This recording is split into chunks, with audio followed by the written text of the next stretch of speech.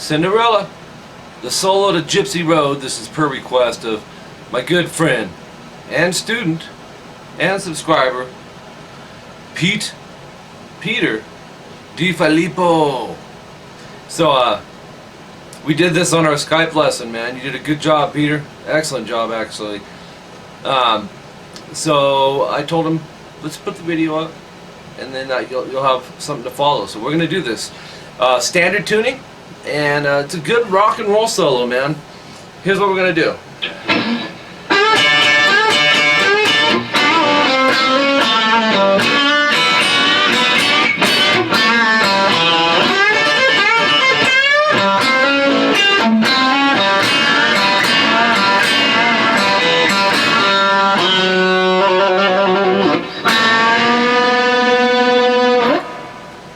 Something like that. Jeez, I should have did this earlier. Playing the Stratelli. I'm loving it. Loving it, man. Having trouble keeping this B string in tune. I may change that string out. So yeah, I'll break this down into pieces. What you want to do, I'm Mike Gross, rockinguitarlessons.com, by the way.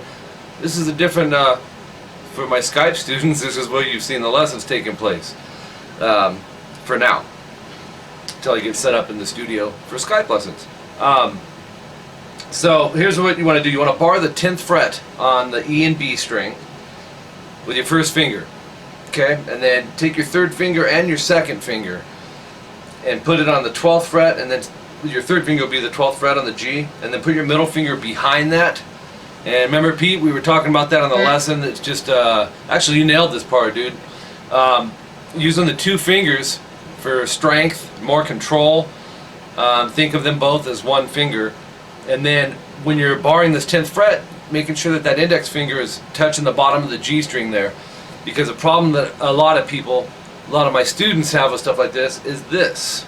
They release that third finger and it does a pull off on the open G. Well, if you're touching that G, it may pull off, but it's going to land on your first finger instead of ring out as an open G.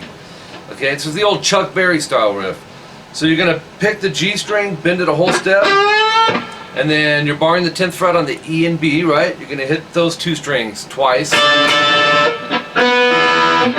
Told you.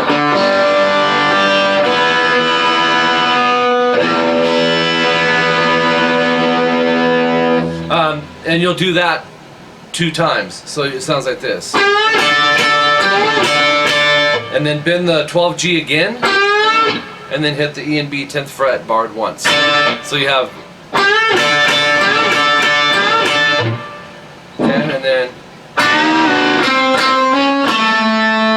and that is 7th fret on the G and B. And there's a few different routes. You can grab it. This is how I had Pete do it, with the third finger, second finger, and the first finger, and just bar the G and B and pull all those strings down or up. Another route you can go is to use 2 fingers. You got to be kind of careful if that's the route you go, because one string may bend more than the other, and you want those strings as one. Here's the 2 strings as one.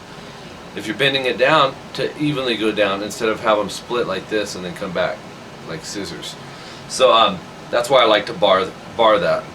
So bend it down and bring it back, or push it up and bring it back. And then 5th fret G with your first finger, play it twice. Hammer on to the 6th fret, and then 7th fret D. There's 2, you can turn that into 2 subgroups, right? One would be, and then this one. Together. And then play the first 2 parts that we did.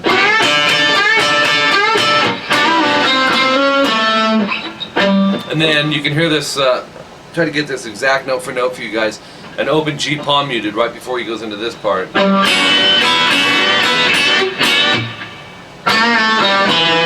So palm mute the open G, and this part a little tricky. Remember, Pete, we were, it's because the nut here, you got a tighter resistance there, and it takes a little more to bend. So I would definitely go 2 fingers. I think Tom Kiefer is doing the same way here. I'm going middle and 3rd finger, 2nd fret E and B, and I'm bending those up. and then hit the E and B open, and then do the 2nd fret again on the E and B.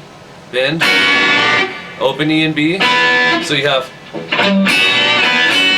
and then open E and B again, and then 2nd fret E and B, but bend it and bend it again. So it's, so when you reach your bend height, stick your hand and your pick right on the B string there to stop it from releasing. Or so it'd be, and then 2nd fret G. I like to use 2 fingers for this as well. Bend and release. That's a whole step, bend, release. Okay. Open G, 2nd fret D. So I think that's the midpoint of the solo.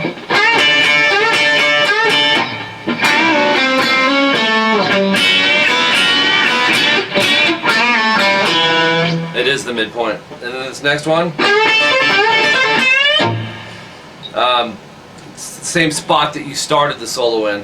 Bar the 10th fret E and B, 3rd finger 12th fret G, put your middle behind it, and bend a whole step, pick the B, pick the high E, go to the 13th fret on the B and pull it off to 10, and then repeat it. So you would have, and then bend the 13th fret on the B a whole step. So you have,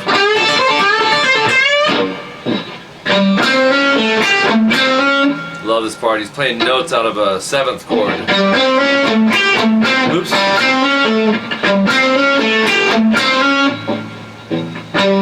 So open G. Doesn't seem like it being there, but it is. I heard it. And then 5G, hammer to pick and hammer to 6. 7D, pinky 8B. 3rd finger 7D, palm mute. 1st finger 5G, hammer onto 6. So that part is. And for Peter, this was the part that gave him the most trouble, and it was mainly the string skipping there. So what I suggested, and by the end of the lesson, you had it, dude. Practicing this part, 7D, 8B, just pivoting between the two. Because it is string skipping, it's using awkward fingers, so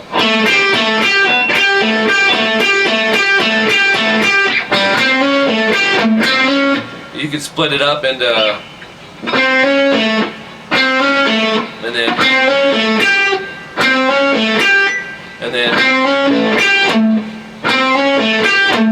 and I mean, take it note by note if you have to.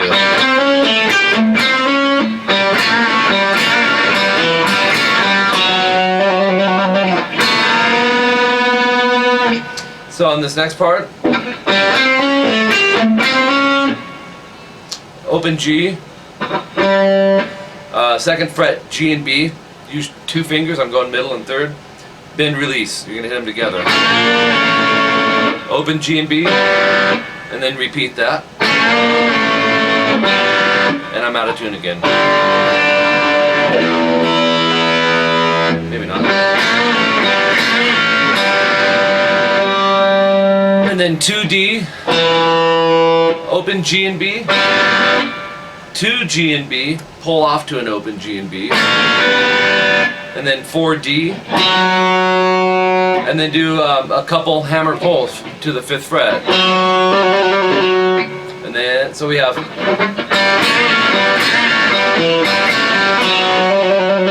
and then this, very last part, well, the rhythm behind it is, but the actual solo is hitting a note over that. This is the last little thing you do in the solo. It's a unison bend. You want to go fret 2 on the G, and once again, 2 fingers there, 2 fingers. I'm using middle and 1st. You're going to pick the G and the open B string, and bend the G a whole step. Now remember, resistance, the nut, making everything tighter when you try to bend it. So that's all the more reason to use 2 fingers, because you got the strength of 2 as opposed to 1, and you're going to need it here probably. That's it.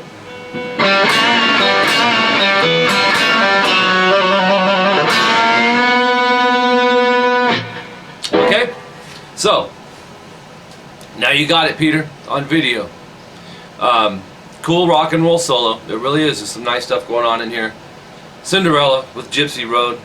New atmosphere called the Rockin Guitar Lessons bedroom. That's what we'll call it. If you have questions, let me know. Be sure to subscribe to both channels, guys. YouTube.com/RockingGuitarLessons1 and Rockin Guitar Lessons 2. I have how-tos in the style of how-tos on rhythms and solos. Everything musical. If it has a pitch or a tone to it, it could be a kazoo from Eastern Indonesia, and you just really like what it's doing. If it has a pitch, check it out, man. Airplanes flying overhead have a pitch to it, and as it gets further away, that pitch descends. So just about everything has some type of pitch that you could follow. So it doesn't have to be something on guitar. As long as it has a tone or a pitch to it, I can figure it out for you guys. Love doing it, really do. And I'm liking that we're moving into the solos now as well. Having fun doing these. Sean from Schecter Guitars, you'll probably watch this because you've probably seen the guitar you gave me. Thank you. Loving it, man. Very cool. Make sure to check out Sean. Go like his Facebook page, follow, see what he's up to. Order some gear from him. Customize it, all that stuff. For lessons on Skype, if you're interested in lessons, my contact email is rockinguitarlessons, and it's $50 an hour, $25 for a half an hour. We can work on anything that you want. It doesn't matter. Original stuff, songwriting techniques, solo techniques, every style that's out there. We can fine tune it. Skype's a good route to go.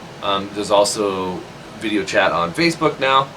Yeah, so if you want to add me, facebook.com/mgfreeguitarlessons, and I have another Facebook account that you can find once you get there, because I don't know the name of my other one.